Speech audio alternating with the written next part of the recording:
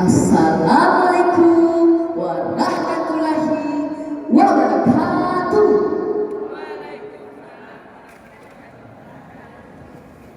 Halo semuanya, salam sejahtera untuk kita semuanya. Mulai hari, alhamdulillah, luar biasa, Allahu Akbar. Yang saya hormati para diakoni dan bapak ibu guru serta teman-teman yang saya banggakan. Perkenalkan, nama saya Diandra Satrio. Saya perwakilan dari SDN 2 Taruno, Kabupaten Gorontalo, akan membawakan sebuah kisah rakyat dari Gorontalo yang berjudul Warisan Kakek Togone. Cerita ini karangan langsung oleh guru saya untuk mengingatkan kita pada warisan budaya Gorontalo, yakni alat musik Gorontalo, yakni bola palu. Selamat menyaksikan.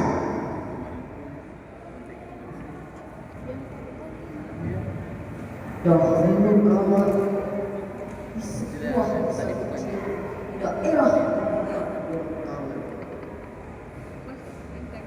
hiduplah seorang pemuda yang sederhana yang bernama Lautan. Di desa ini semua kaum pria dan mereka yang berusia muda hingga yang tua semuanya aktivitas sebagai petani, termasuk Lautan. Tetapi Lautan tidak memiliki raja sendiri, ia hanya punya ladang milik tuan kaya. Seorang warga yang sama-sama memiliki ladang miliknya mulai bersama.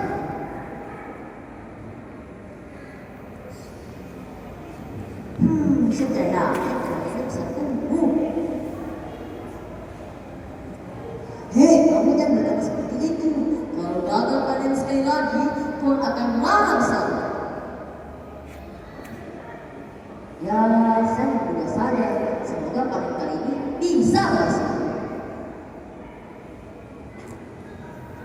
Sebagian warga desa beramai-ramai membersihkan ladang mereka. Tetapi seperti tahun lalu, gagal panen terjadi lagi. Sudah bertahun-tahun di desa itu selalu mengalami gagal panen. Namun warganya tetap menanam kembali. Kok menanam kembali? Kira-kira apa penyebabnya ya? Yuk lanjutkan ceritanya. Malam hari pun tiba, babi hutan datang merusak tanah. Rusa-rusa liar memakan tanah. Dan akhirnya semua tanaman langsung layu sebelum waktu panen.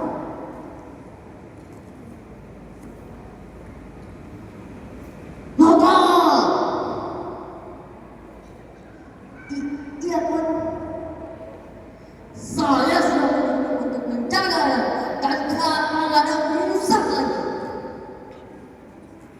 Maaf Tuan, saya tidak tahu, saya sudah menjaga ladang semalaman. Tuan kaya terus marah lama dan Lautan hanya bisa lihat dan menahan sendiri.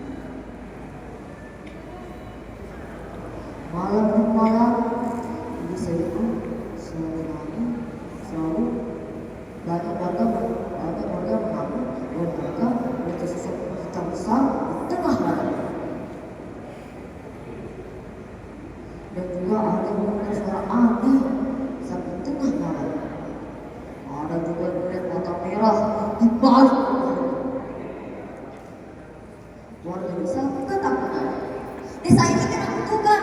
Apa yang harus kita lakukan?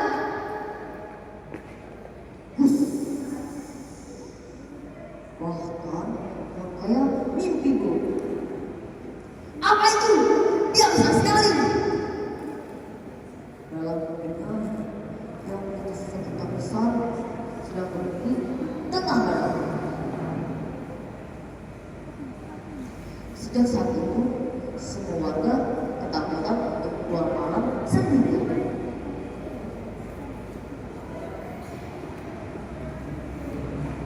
Melihat desa yang menderita, Lauta sangat sedih dan dia menghadapi kebunnya yang besar. Ya Tuhan, bagaimana cara menyelamatkan desa ini? Malam harinya, Lauta tertidur dengan gelisah. Saat dia tidur, dia bermimpi bertemu seorang kakek yang bernama Kakek Purwo. Kakek itu sedang berdiri di tengah cahaya bulan sambil memegang sepotong bambu. Lauta, pergilah ke hutan bambu yang ada di lereng gunung seberang, dan carilah bambu yang berwarna emas. Bentuklah bentuknya seperti ini. Benda ini bisa menghasilkan suara yang sangat nyaring, dan ini bisa menyelamatkan tanaman kalian dan roh jahat. Maka desamu akan selamat.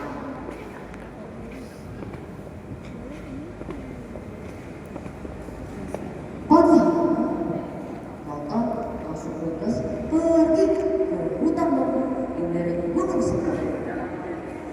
Sesampainya di sana, dia sampai kebingungan karena di sana dipenuhi oleh banyak warga hijau. Mana ya bambu yang tadi kakek itu? Di sini tidak ada.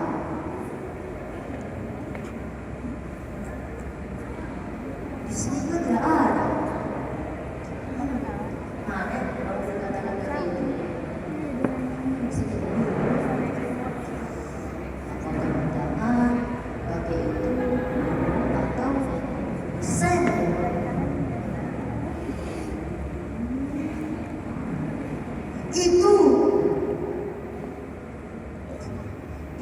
Ini dia bambu berwarna emasnya. Ternyata benar apa katanya kakek itu. Lauta langsung bergegas balik ke rumahnya. Sampai di rumah, Lauta langsung bikin bentuk yang sama seperti di mimpinya.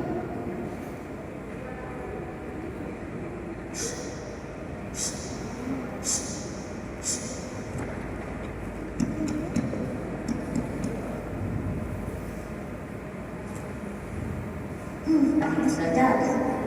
Tiba-tiba Lauta kebingungan. Bagaimana cara membuat benda ini? Ada yang tahu nggak? Kasih tahu saya dong. Iya benar, bikin alat pengumpulnya juga.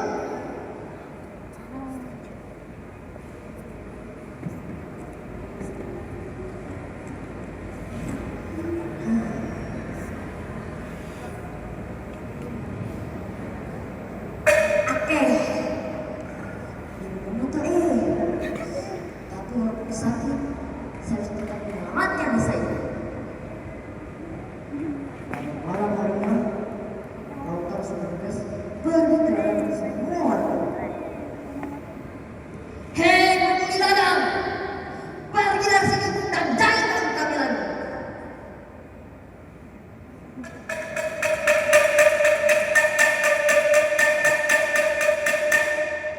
Suara yang itu membuat babi-hutan dan hewan lainnya lari ketakutan.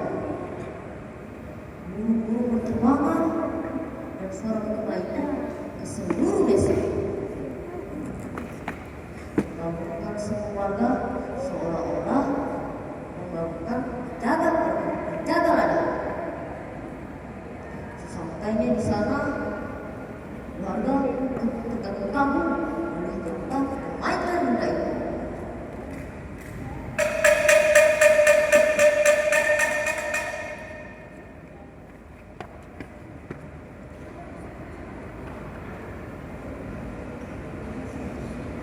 Bagaimana dengan orang jahat?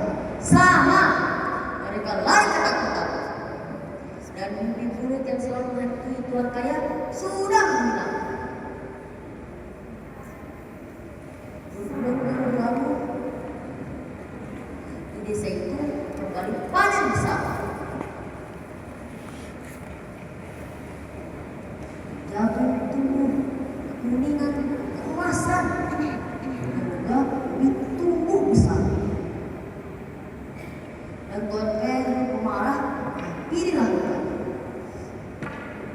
Entah, terima kasih kau telah menyelamatkan desa ini.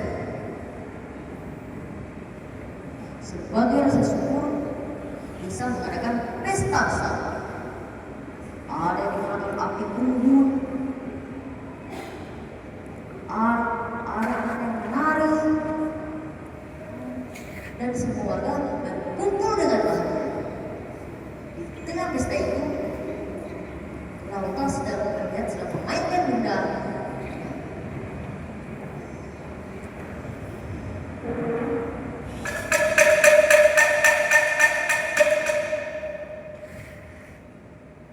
Banyak warga orang di benda itu adalah polo-polo atau nama panjangnya polo-polo yang artinya bergetar dan nyari. Teman-teman, di sini kita belajar bahwa dengan kerja keras, keberanian dan pantang menyerah bisa membuat kesulitan menjadi harapan. Dan juga kita belajar bahwa budaya Gorontalo, yaitu alat musik tradisional Gorontalo, harus kita jaga agar lebih tetap terkenal dari generasi ke generasi. Sekian, terima kasih. Sebelum saya ucapkan wassalamualaikum warahmatullahi wabarakatuh, saya satu kata-kata. Ini sebenarnya macam suratan dari SD Batavia.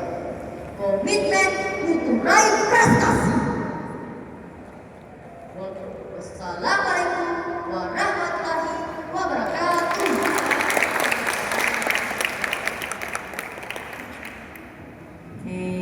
Luar biasa. Apa tadi komitmennya? Saya komitmen ini nanti kita kali sini. Dan coba ulang apa? Slogan dari sekolahnya. Komitmen untuk raih prestasi. Oke, komitmen untuk raih prestasi ya. Ditabung banyak bambu. Ya. Oke. Bisa memainkan polo-polo? Bisa coba? Yes.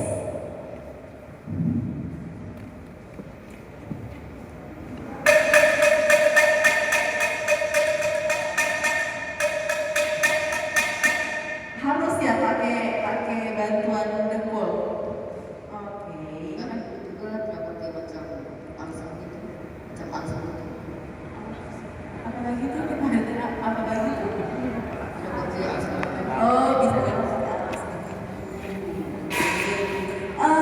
Bambu emas sama bambu kuning sama atau beda nih? Beda.